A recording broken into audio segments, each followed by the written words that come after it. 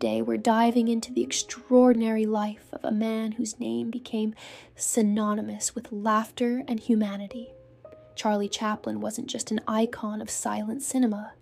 He was the embodiment of an era reflecting the human soul in its brightest and darkest manifestations. In this episode, we'll explore 5 fascinating facts about Chaplin that might change your perception of this legendary artist. From his fight for creative freedom to his unexpected musical talents, from his bold political statements to his knighthood. Join us as we uncover the man behind the mustache and bowler hat. In the early 20th century, Hollywood was a place where major studios dictated the terms, and artists often felt like mere cogs in the enormous machine of film production. However, Charlie Chaplin refused to accept such conditions. In 1919, together with Mary Pickford, Douglas Fairbanks, and D.W. Griffith, he founded United Artists. "We were like slaves," Chaplin later wrote in his autobiography. "The studios owned us, our talents, our dreams. We wanted freedom to create what we thought was necessary." United Artists became a symbol of the struggle for independence and creative freedom in the film industry, allowing artists to control their work and protect it from the interference of studio bosses. The renowned film critic of that time, James Agee, noted, "The creation of United Artists was a revolution in Hollywood.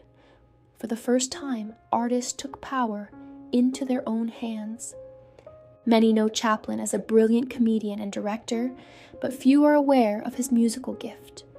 Despite being unable to read music, Chaplin had perfect pitch and composed music for his films. He would hum melodies while professional musicians transcribed them.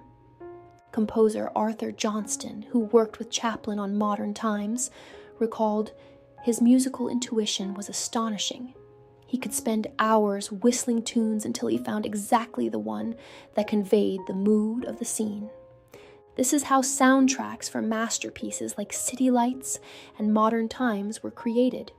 His famous song Smile from Modern Times became a hit and was later performed by many artists, including Nat King Cole and Michael Jackson. His music didn't just accompany the action on screen, but enhanced the emotional impact of scenes, making them unforgettable. In 1940, when the world was engulfed in the horrors of World War II, Chaplin released The Great Dictator. It was a bold satire of Adolf Hitler and Nazism, in which Chaplin played a dual role, a Jewish barber and the dictator Hinkle. Film historian David Robinson wrote, "At a time when America still maintained neutrality, Chaplin had the courage to ridicule Hitler. It wasn't just a film, it was a political act." The film mocked tyranny and called for humanity and peace. In his final monologue, Chaplin spoke words that remain relevant today. "We need humanity, not machines. We need kindness and gentleness. Without these qualities, life will be violent and all will be lost." Albert Einstein, after watching the film, wrote to Chaplin, "What you are doing is invaluable. You not only give people the opportunity to laugh, but also help them see the true face of dictatorship." Despite his popularity, Chaplin faced serious political problems in the United States. During the McCarthy-era, he was accused of communist sympathies and anti-American activities. The famous director Orson Welles later commented, "They exiled the greatest artist of our time simply because he dared to say what he thought. It was a disgrace for America."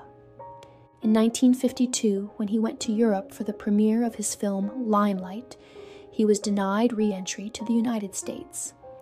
FBI agent J. Edgar Hoover personally contributed to this decision, stating, "If Chaplin returns to the U.S., he will have to answer questions about his political views and moral conduct." Chaplin was forced to settle in Switzerland, where he lived until the end of his days. According to his wife, Una O'Neill, when Charlie learned of the decision not to let him back, he said, "I will not demean myself and prove my love for a country to which I gave the best years of my life. This period of exile became a time of reflection and creativity away from Hollywood. In 1975, 2 years before his death, Chaplin was awarded a knighthood by Queen Elizabeth II of Great Britain. It was recognition of his enormous contribution to world art and culture.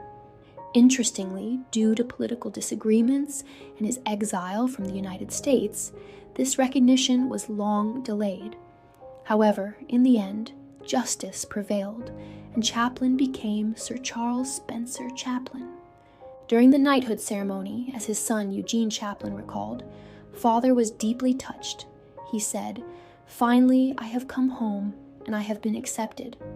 Lord Olivier, who was present at the ceremony, remarked, "Today it is not Chaplin who received an honor, but it was an honor granted to the British Crown that such a man accepted its award."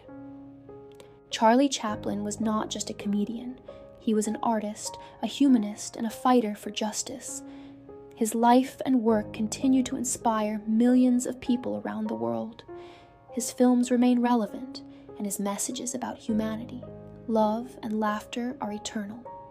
As the renowned film critic Roger Ebert wrote, in his films, Chaplin spoke about things that remain important to all generations: the struggle of the little man against injustice, love that overcomes all obstacles, laughter as salvation. And Chaplin himself once said, "A day without laughter is a day wasted." May our lives be filled with more laughter and kindness, as the great Charlie Chaplin taught us.